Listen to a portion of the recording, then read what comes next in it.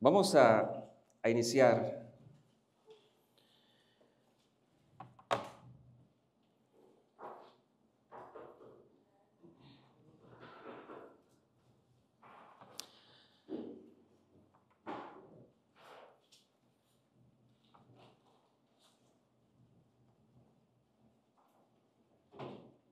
Vamos a iniciar, hermanos, con la exposición de la palabra de Dios y les pido de favor que si me ayudan a buscar Primera de Pedro, capítulo número 4. Primera carta de Pedro, capítulo número 4. Vamos a estar exponiendo los últimos 3 versos de este gran capítulo que para ellos, para los lectores originales, fueron palabras de ánimo y palabras de aliento, al igual manera lo son para cada uno de nosotros. Primera de Pedro, capítulo número 4, desde el versículo número 17 hasta el verso número 19. El tema de la exposición de esta mañana es disciplina y condenación. Disciplina y condenación. El tema de esta mañana o de esta exposición es disciplina para algunos y condenación para otros. Disciplina para algunos y condenación, eterna condenación para otros. Vamos a leer pues desde el versículo número 12 para poder entender un poco el contexto de estos 3 versos que vamos a estar nosotros exponiendo. Dice así su palabra: amados, no os sorprendáis del fuego de la prueba que os ha sobrevenido, como si alguna cosa extraña os aconteciese, sino gozaos por cuanto sois participantes de los padecimientos de Cristo, para que también en la revelación de su gloria os gocéis con alegría. Verso 14. Si sois vituperados por el nombre de Cristo, sois bienaventurados, porque el glorioso Espíritu de Dios reposa sobre vosotros. Ciertamente, de parte de ellos, Él es blasfemado, pero por vosotros es glorificado. Verso 15. Así que ninguno de vosotros padezca como homicida, o ladrón, o malhechor, o por entremeterse en lo ajeno. Pero si alguno padece como cristiano, no se avergüence, sino glorifique a Dios por ello. Verso número 17. Porque es tiempo de que el juicio comience por la casa de Dios, y si primero comienza por nosotros, ¿cuál será el fin de aquellos que no obedecen el evangelio de Dios? Verso 18. Y si el justo con dificultad se salva, ¿en dónde aparecerá el impío y el pecador? Verso 19. De modo que los que padecen según la voluntad de Dios encomienden sus almas al fiel Creador y hagan el bien. Amén. Padre, te damos gracias en esta hora por su palabra. Pedimos de su ayuda, no solamente para poder explicarla, sino que también para poder escucharla y ponerla por obra. Gracias por la oportunidad de estar en este lugar. Gracias porque nos das la oportunidad y somos privilegiados de estar delante de su presencia, escuchando su palabra. Bendice este tiempo y ayúdanos a nosotros. En el nombre de nuestro Señor Jesús. Amén. En muchas ocasiones nosotros nos gusta escuchar el atributo del amor de Dios. Mas Dios, dice Romanos, mas Dios muestra su amor para con nosotros, en que siendo aún pecadores, Cristo murió por nosotros. Es uno de los textos favoritos de alguno de nosotros. Nos gusta mucho meditar en la oración modelo, Padre nuestro que estás en los cielos. Nos gusta escuchar saber que Dios es nuestro Padre, que Dios es amoroso para con nosotros, para con su pueblo, para con su iglesia. Nosotros que por la gracia de Dios tenemos la experiencia de tener a nuestros hijos, sabemos el amor tan grande que nosotros les tenemos a nuestros hijos. Pero no debemos de olvidarnos, nosotros como padres terrenales, no debemos de olvidarnos que tenemos también la responsabilidad de guiarlos, de instruirlos y también en ocasiones de impartirles disciplina. De la misma manera, aunque nosotros no podemos identificarnos como Dios, porque Dios es un Padre perfecto, pero Dios también como Padre perfecto, porque nos ama, en algunas ocasiones Él muestra su amor como hijos al mandarnos algunas disciplinas. Cuando nosotros estamos aferrados a ciertos pecados que no queremos dejarlos o que no hay un verdadero arrepentimiento en nuestras vidas. Hoy vamos a ver en esta parte de 1 de Pedro 4, del 17 al 19, la disciplina amorosa que Dios en ocasiones muestra para con los suyos, para con la iglesia, para con su casa, y en base a esa disciplina que Dios en ocasiones otorga a su iglesia, a sus hijos como padre, en base a esa disciplina o en base a esa verdad, también veremos la condenación eterna de aquellos que rechazan este glorioso y poderoso evangelio. La carta, pues, del apóstol Pedro, una vez más, va dirigida a los cristianos que están sufriendo tribulaciones por causa del nombre de Jesús. Estos cristianos no están sufriendo enfermedades, no están sufriendo problemas entre vecinos o problemas familiares. Estos cristianos a los que el apóstol Pedro está escribiendo están verdaderamente sufriendo tribulaciones por causa de ser cristianos. Y el apóstol Pedro les aconseja de manera bíblica o palabras de parte de Dios de cómo enfrentar el sufrimiento dignamente. Cómo enfrentar el sufrimiento por causa de Cristo dignamente. El capítulo número 4 nos da una descripción de cómo nosotros deberíamos o debemos de enfrentar la tribulación, la persecución por causa de ser cristianos, por causa de ser creyentes. Y el apóstol Pedro les da una descripción de cómo enfrentar la tribulación de manera digna. Por ejemplo, les dice que no debe de ser una sorpresa. Ser perseguidos por causa de Cristo nunca debe de ser una sorpresa. El sufrimiento, la tribulación por causa de Cristo, más bien tiene que verse como una prueba.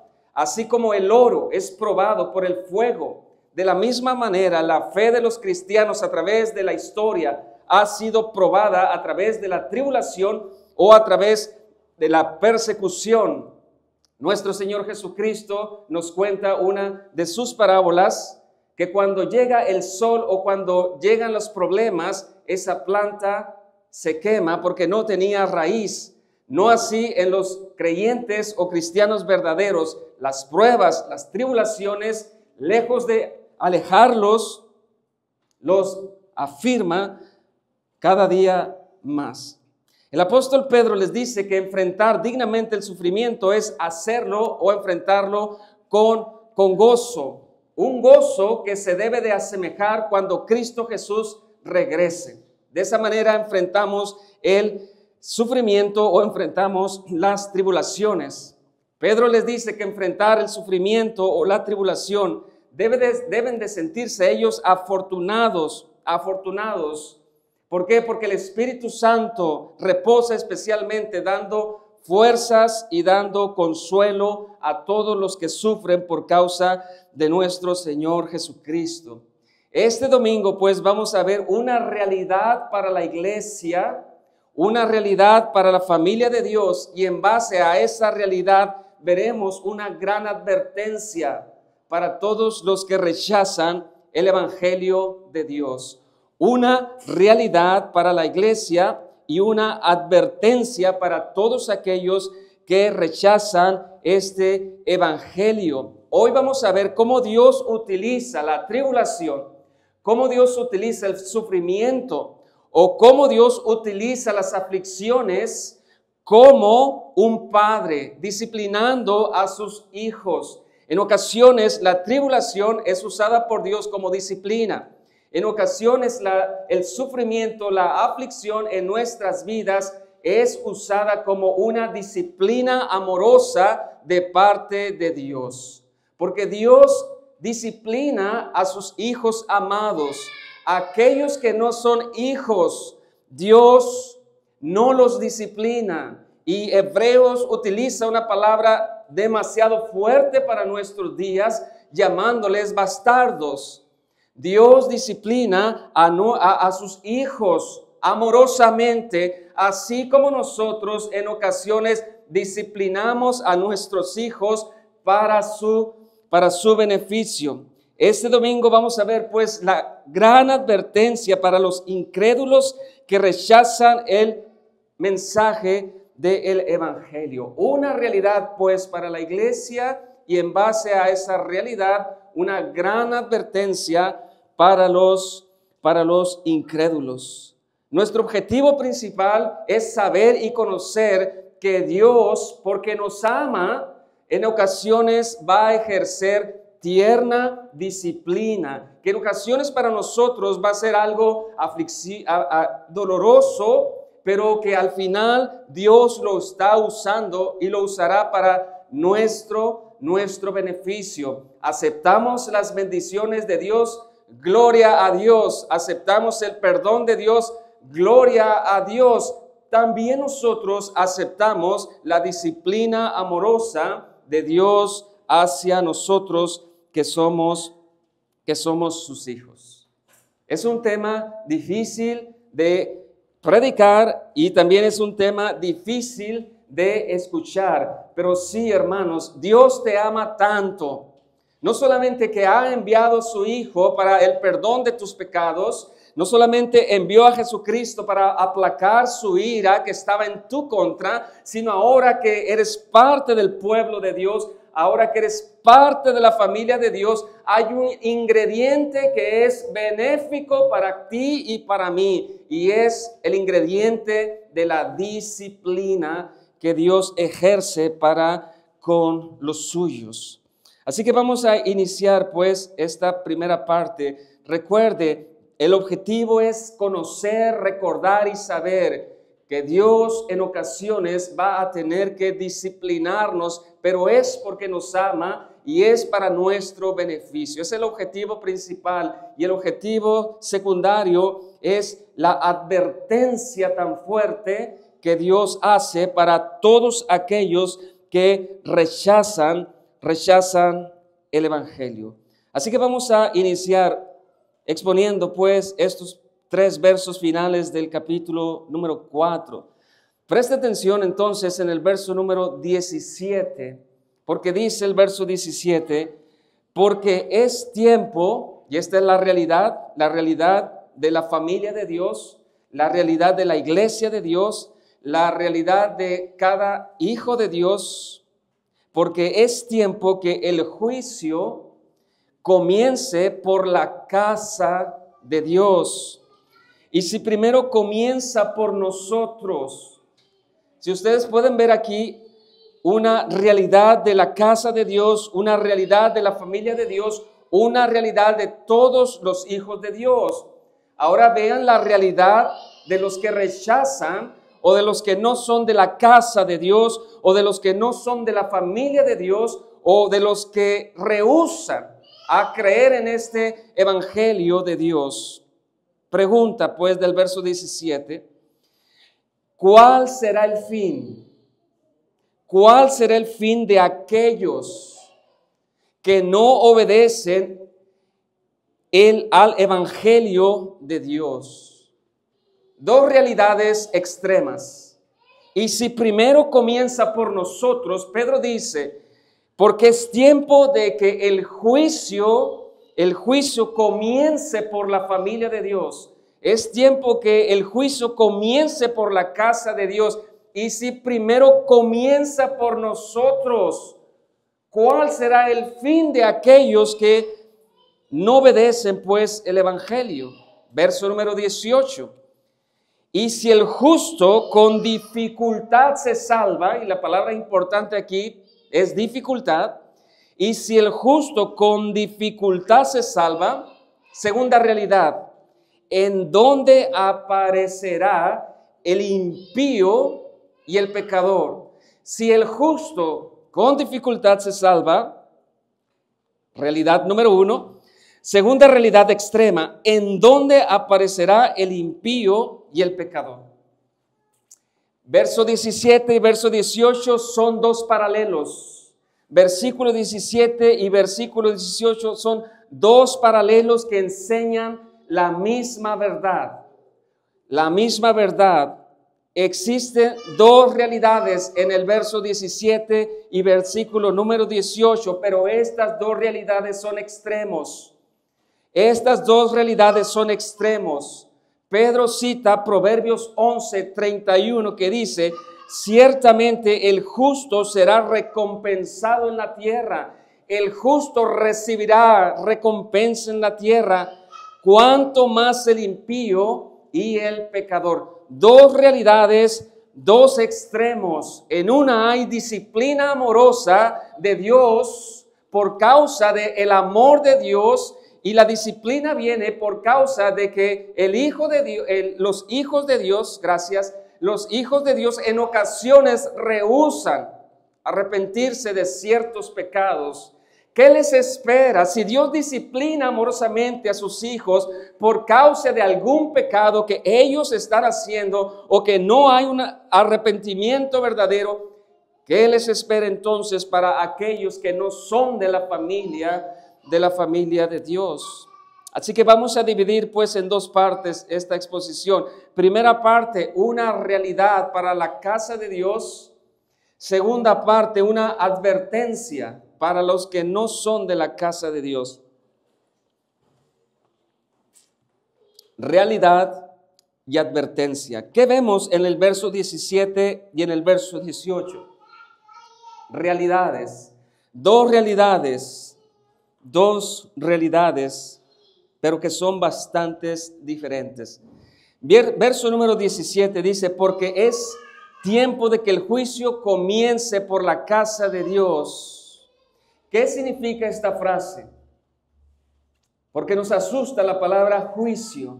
Pero algo en el verso, si lo miramos superficialmente, pudiéramos decir que es algo contradictorio.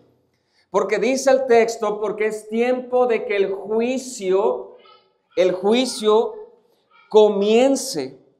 El juicio comience por la casa de Dios.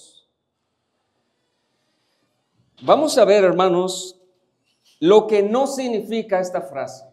Porque es tiempo de que el juicio comience por la casa de Dios. Lo que no significa. Y luego veremos lo que realmente significa. Lo que no significa. Esta frase no significa una condenación judicial de parte de Dios. Este verso no significa que Dios va a impartir una condena judicial a su iglesia. Eso no significa el texto. El texto no dice esa manera. ¿Por qué? Porque le llama la casa de Dios. Le llama la familia de Dios. Le llama la iglesia de Dios. Y Cristo nos ha librado del juicio de Dios. Cristo nos ha librado de la ira de Dios. Cristo nos ha librado de la maldición del pecado. La iglesia, la casa, la familia de Dios, por la gracia y por la misericordia de Dios, está exenta del juicio judicial de parte del juez supremo de toda la tierra. Entonces, ¿cómo podemos nosotros interpretar este texto? Es tiempo, porque es tiempo de que el juicio comience por la casa de Dios. Entonces, lo que no significa, este texto no está hablando judicialmente. Este texto está hablando una relación de Dios Padre con los hijos. Este texto tenemos que interpretarlo a la luz de que ya somos sus hijos, a la luz de que somos parte de la casa de Dios, a la luz de que ya somos nosotros parte del pacto eterno que Dios ha hecho a través de nuestro Señor Jesucristo.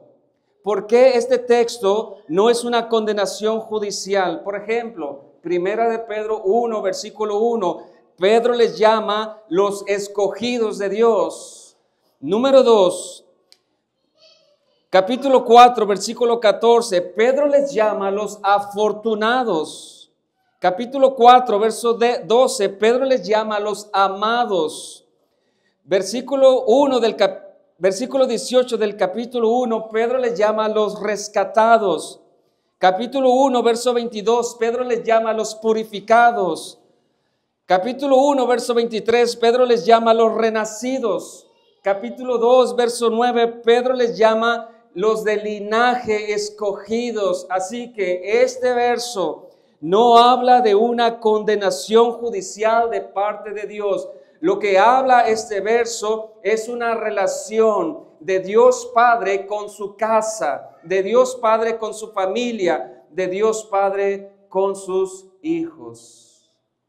Porque es tiempo que el juicio comience desde la familia de Dios y después de ahí se extienda a los que no son de la familia de Dios, pero con un sentido judicial. Ahí sí, con un sentido judicial. Cristo Jesús cargó nuestros pecados. Cristo Jesús cargó con la ira de Dios, sufrió nuestro lugar. Él nos ha librado de una sola vez y para siempre de cualquier maldición y cualquier juicio. Dios nunca castigará de forma judicial a su pueblo escogido, porque suficiente ha sido ya el sacrificio de Cristo a nuestro favor. Entonces, lo que sí significa esta frase, porque es tiempo de que el juicio comience por la casa de Dios. Esta frase, comience por la casa de Dios, se traduce desde la casa de Dios, desde la casa de Dios. La idea puede tener este sentido, porque es tiempo de que el juicio de Dios comience desde la casa de Dios en forma de disciplina y después se traslade el juicio a los que no son de su familia, pero con un sentido judicial. Los que rechazan el evangelio recibirán una condenación eterna por causa de rechazar el evangelio. Pero la iglesia, la familia de Dios, los integrantes del reino en ocasiones serán expuestos a la disciplina amorosa de Dios como padres. Cuando nosotros oramos, Padre nuestro que estás en los cielos, que tu nombre sea santificado, y decimos, Padre, perdóname porque mentí este día. Es un ejemplo. Dios nos perdona como un padre perdona a un hijo que viene en arrepentimiento. Pero cuando nosotros vinimos a Cristo por primera vez, Dios nos perdonó, pero como el juez supremo, Él nos otorgó el perdón judicial y ahora como familia de Dios, Él nos otorga el perdón como un Padre amoroso y un Padre que es y que hace, todas las cosas para nuestro beneficio. Entonces, verso 17, porque es tiempo de que el juicio comience por la casa de Dios. Esta frase se debe de interpretar a la luz de Hebreos capítulo 12, versículo número 5. Si gustan buscar Hebreos capítulo número 12,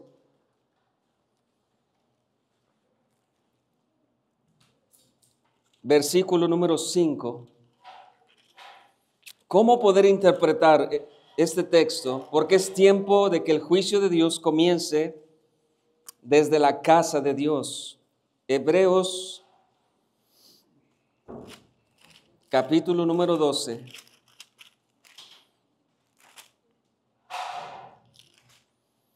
Verso número 5.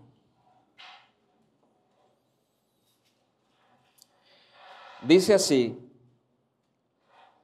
y habéis ya olvidado la exhortación que como a hijos se os dirige, diciendo: Hijo mío, no menosprecies la disciplina de ¿quién?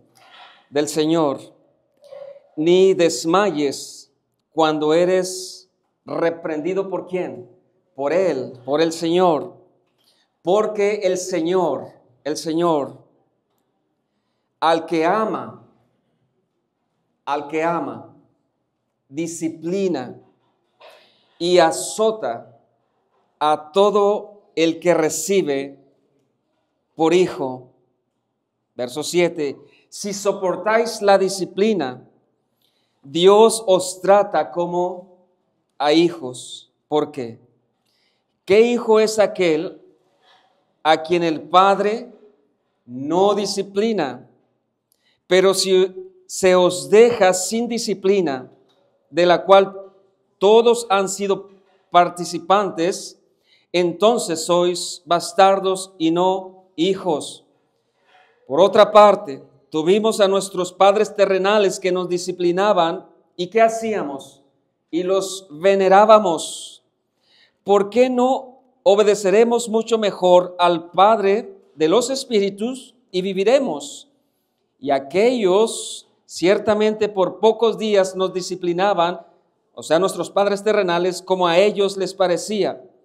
Pero o sea, Dios Padre, pero para lo que nos es provechoso, para que participemos de su santidad. Y termina la idea: es verdad que ninguna disciplina al presente parece ser causa de gozo, sino de tristeza. Pero, después da fruto apacible de justicia a los que en ella han sido ejercitados. Entonces, disciplina pues significa educación, porque es tiempo de que el juicio de Dios comience por ti. Es tiempo de que el juicio de Dios comience por la casa de Dios. Disciplina pues significa educación, entrenamiento, implica corrección, implica pues disciplina.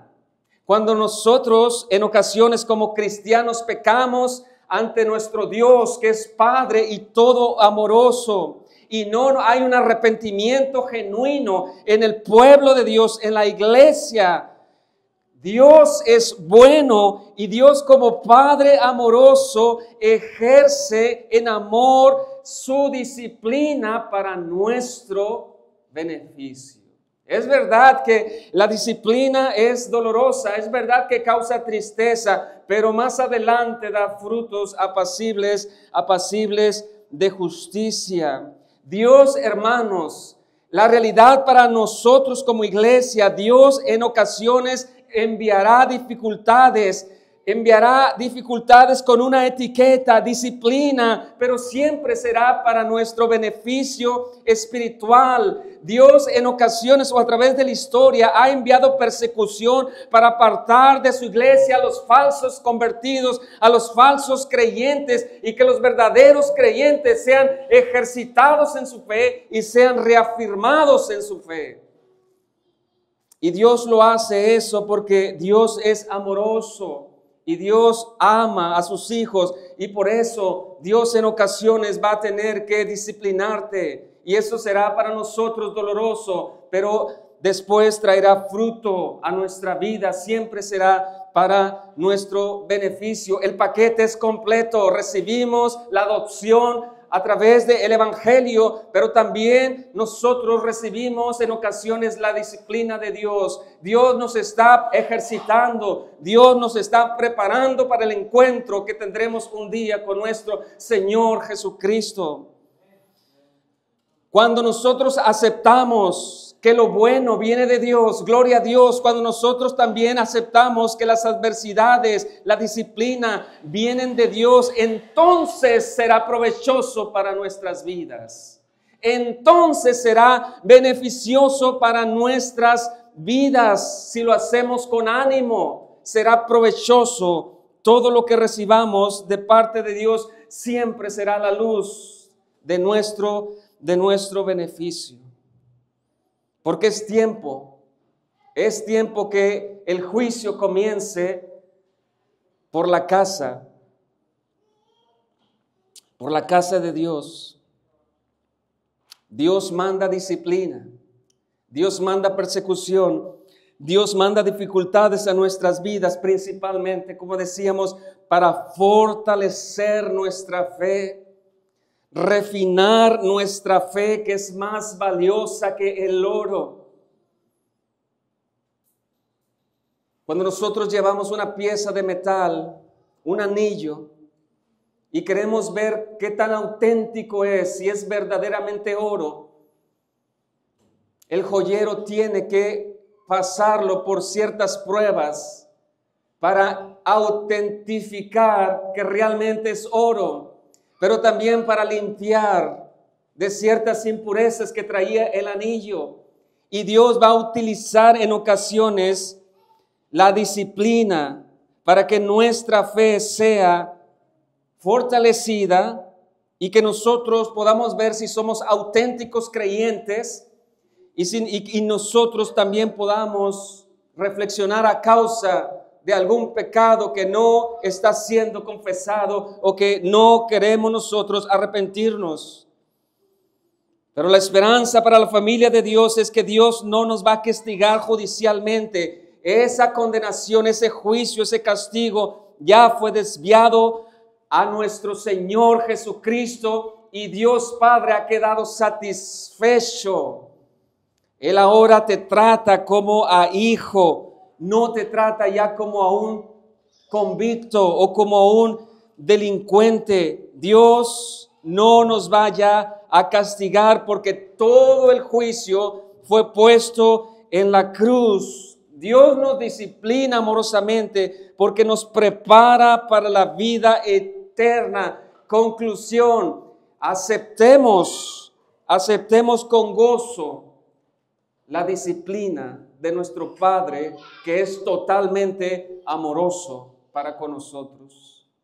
Seríamos nosotros malos padres si nuestros hijos se están desviando y no aplicamos medidas, no aplicamos corrección. Y cuando nosotros no lo hacemos por negligencia en ocasiones, podemos decirnos que somos muy malos padres. Vemos el error de nuestros hijos y no estamos actuando. Gracias a Dios que Dios Padre no es como nosotros. Dios siempre hará lo mejor para nosotros y si en ocasiones va a mandar disciplina, debemos nosotros de aceptarla con gozo. Versículo número 18. Y si el justo con dificultad se salva,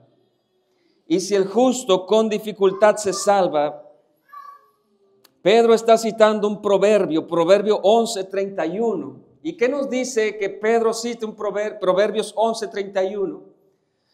Pues básicamente nos dice que esta enseñanza del apóstol Pedro no es una enseñanza nueva.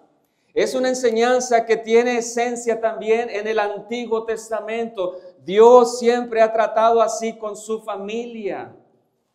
Dios siempre ha tratado así con Moisés. Dios siempre trató así con Jacob. Dios siempre trató así con Abraham y Dios sigue tratando así con cada uno de sus hijos. Verso número 18, y si el justo con dificultad se salva. Pregunta número 1, ¿quiénes son los justos delante de Dios? Otra vez ese texto que es un paralelo al verso número 17. Al parecer dice el texto que la salvación está en la mano de los justos. Pudiéramos interpretarlo de una manera errónea. Y si el justo con dificultad se salva, ¿qué significa este verso? Primeramente vamos a identificar quiénes son los justos y después vamos a identificar a qué se refiere la palabra dificultad. Y si el justo con dificultad se salva, ¿quiénes son los justos? ¿Usted es justo? ¿Quiénes son los justos? Respuesta básica y fundamental: los justos son y somos los cristianos. Los justos son los seguidores de Jesús. Los justos son los que han sido declarados inocentes en la corte celestial.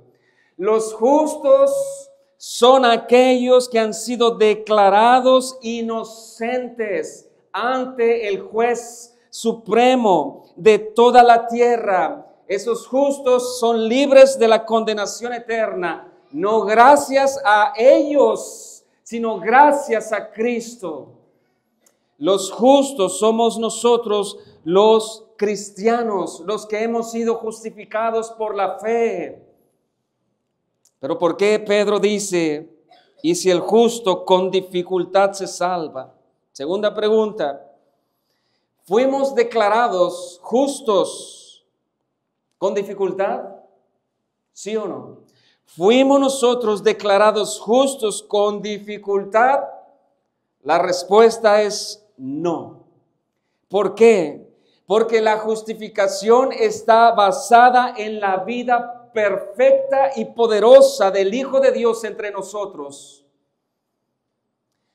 Nuestra justificación tiene como fundamento la santidad perfecta del que es verdadero Dios y verdadero hombre. Él fue perfecto entre nosotros y también su sacrificio fue perfecto a favor de nosotros.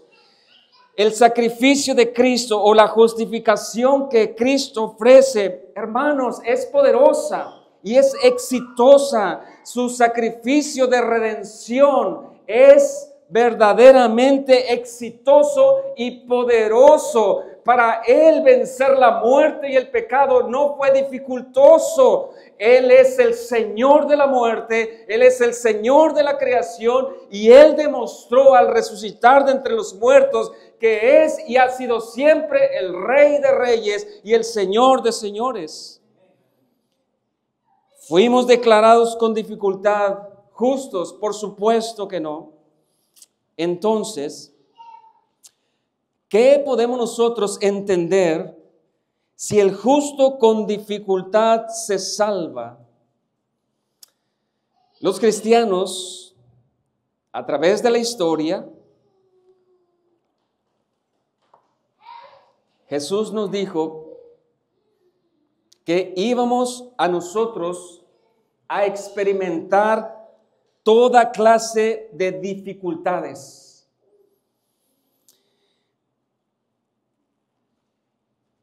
Si el justo con dificultad se salva, se interpreta que el justo vivirá en esta travesía y experimentará no unas vacaciones, sino que experimentará dificultad tras dificultad, persecución tras persecución, aflicción tras aflicción.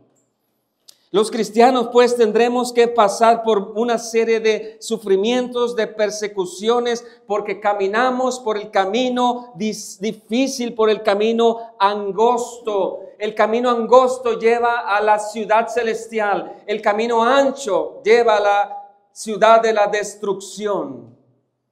Caminar por un camino angosto no es fácil, es verdaderamente difícil.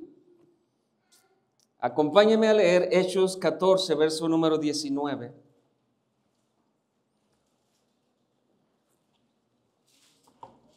Jesús dice, entrad por la puerta estrecha, porque ancha es la puerta y espacioso el camino que lleva a la perdición, y muchos son los que entran por ella, porque estrecha es la puerta y angosto el camino que lleva a la vida, y pocos son los que la hallan.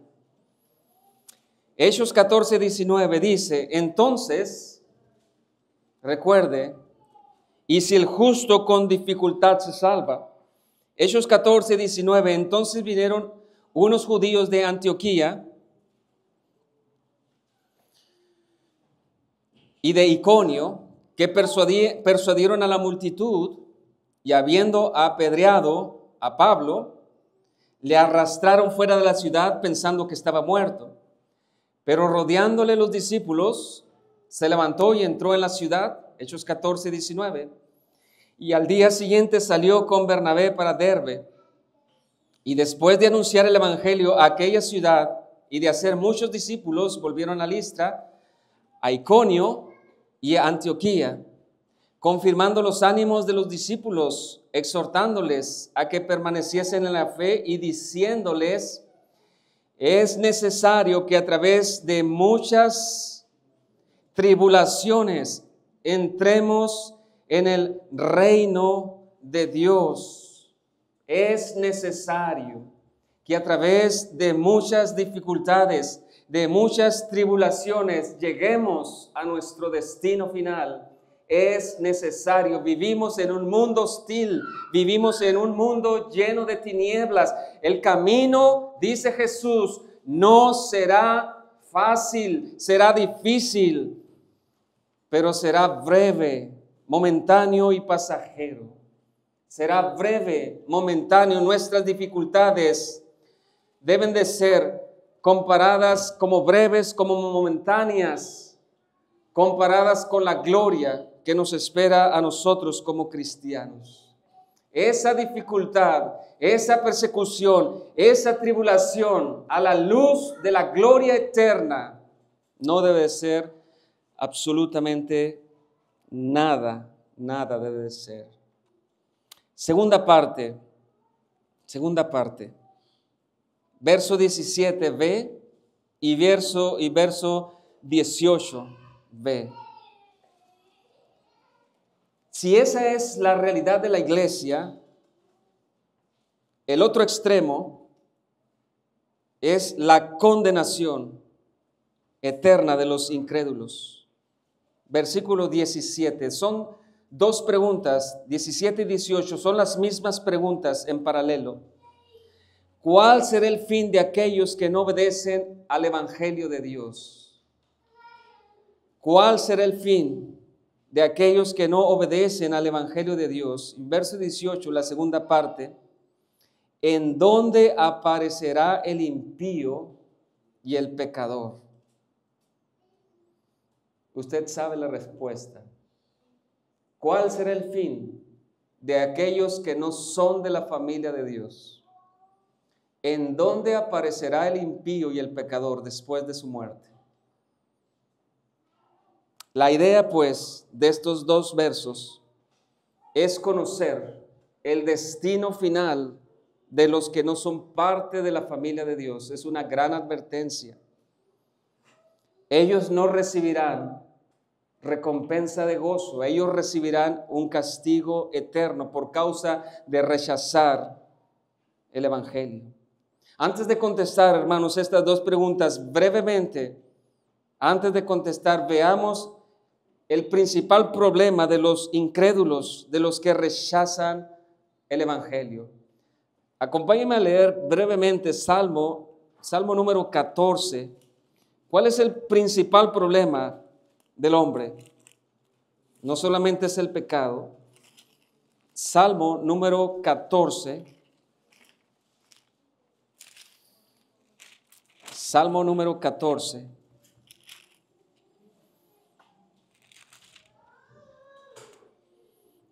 Y es un salmo que Pablo cita en Romanos 3. ¿Cuál es el principal problema de los que no obedecen el Evangelio? Principal problema, ellos se consideran buenas personas. Principal problema, Ellos no se consideran pecadores, principal problema. Ellos no temen al juicio de Dios, principal problema. Ellos confían en sus propias justicias o en su religión, principal problema. Dice Salmo 14, solamente unos versos. Dice el necio en su corazón, no hay Dios. Se han corrompido, hacen obras abominables, no hay quien haga el bien. Jehová miró desde los cielos sobre los hijos de los hombres para ver si había algún entendido que buscara a Dios. Todos se desviaron, aún se han corrompido. No hay quien haga lo bueno, no hay ni siquiera uno. No tienen discernimiento todos los que hacen iniquidad, que devoran a mi pueblo como si comiesen pan, y a Jehová no invocan. El principal problema de los que rechazan el evangelio es que se consideran buenas personas, no se consideran pecadores, no temen al juicio de Dios y están confiando en sus propias justicias. ¿Qué será el fin de ellos? ¿En dónde amanecerán después de su muerte? Y para contestar esa pregunta, buscamos segunda de Tesalonicenses, capítulo número 1.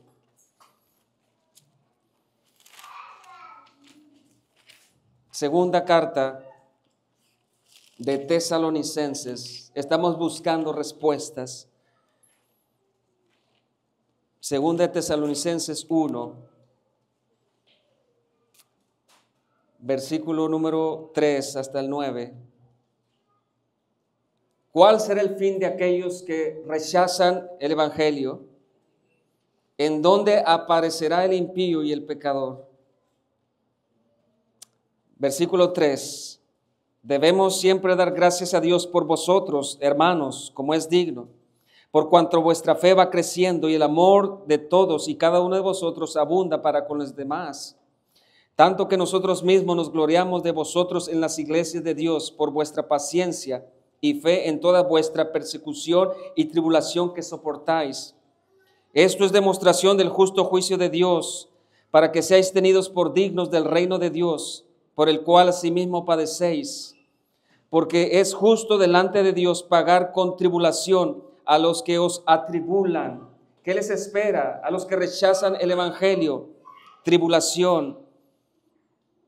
Versículo número 7, y a vosotros que sois atribulados, daros reposo con nosotros cuando se manifieste el Señor Jesús desde el cielo con los ángeles de su poder, en llama de fuego para dar retribución, o sea, para pagar, para dar retribución a los que no conocieron a Dios ni obedecen el evangelio de nuestro Señor Jesucristo, los cuales sufrirán pena de eterna perdición, excluidos de la presencia del Señor y de la gloria de su poder.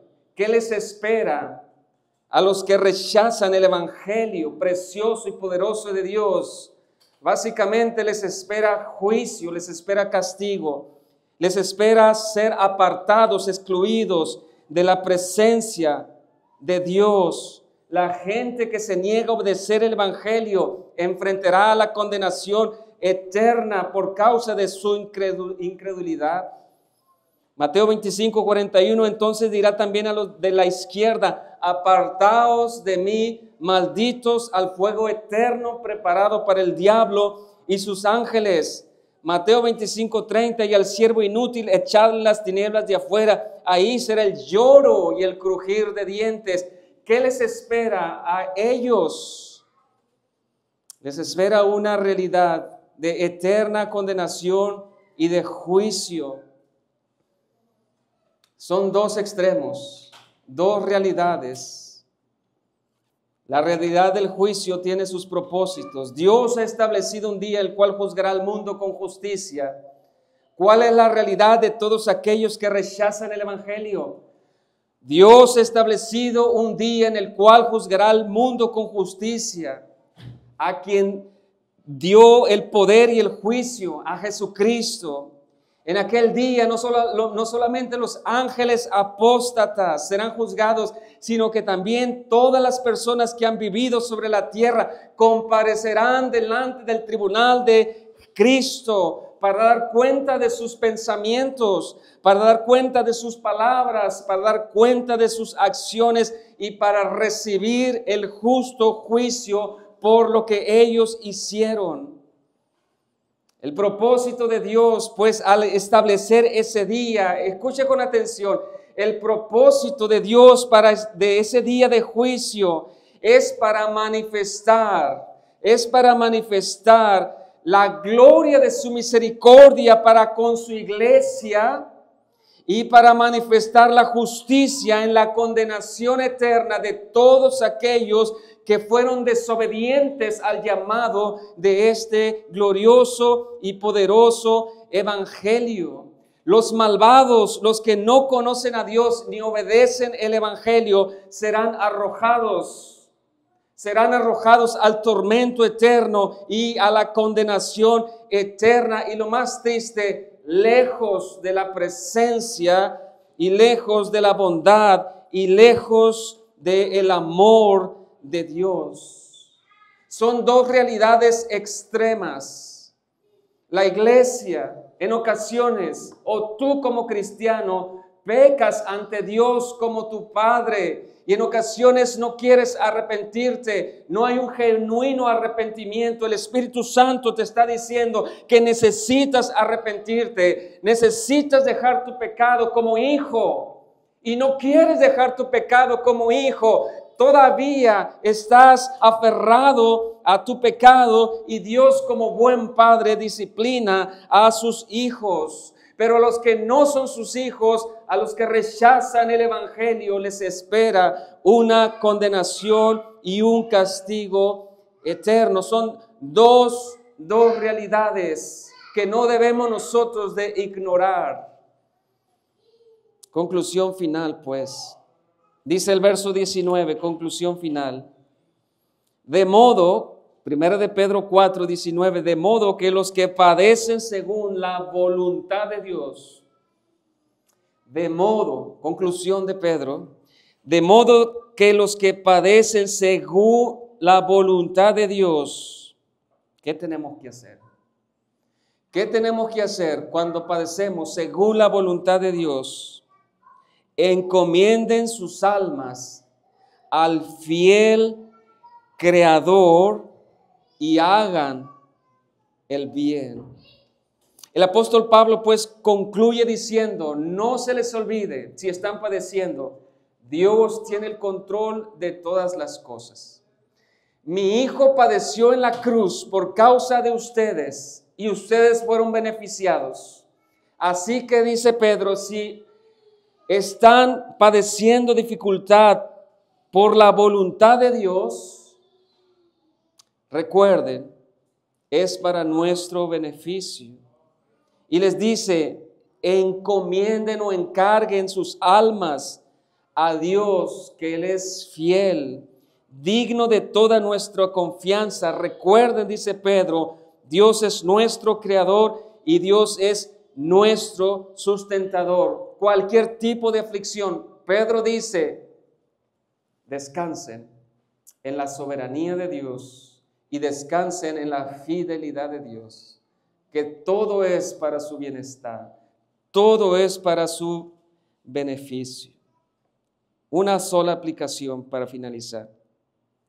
Número 1, Dios es nuestro Padre y nosotros nos sentimos afortunados y le damos gracias.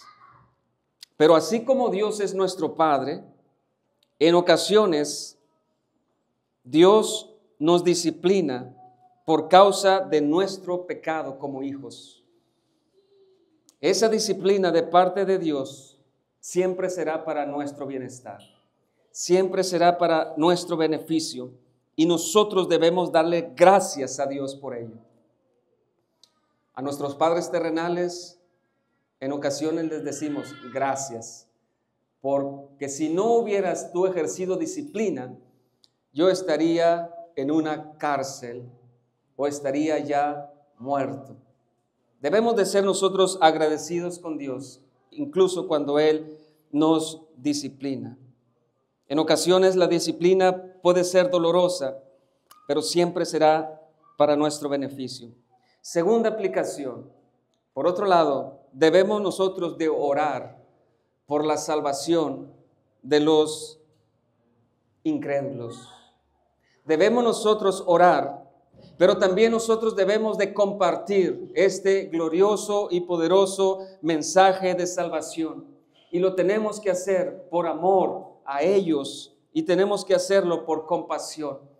El destino final de los incrédulos es ser excluidos de la presencia de Dios. En nosotros como cristianos, por un lado hay gozo, porque hemos recibido por gracia la salvación, pero también debería de haber un profundo dolor y una profunda tristeza por aquellos que aún todavía no reconocen que Cristo Jesús es el Señor y que Cristo Jesús es el Salvador.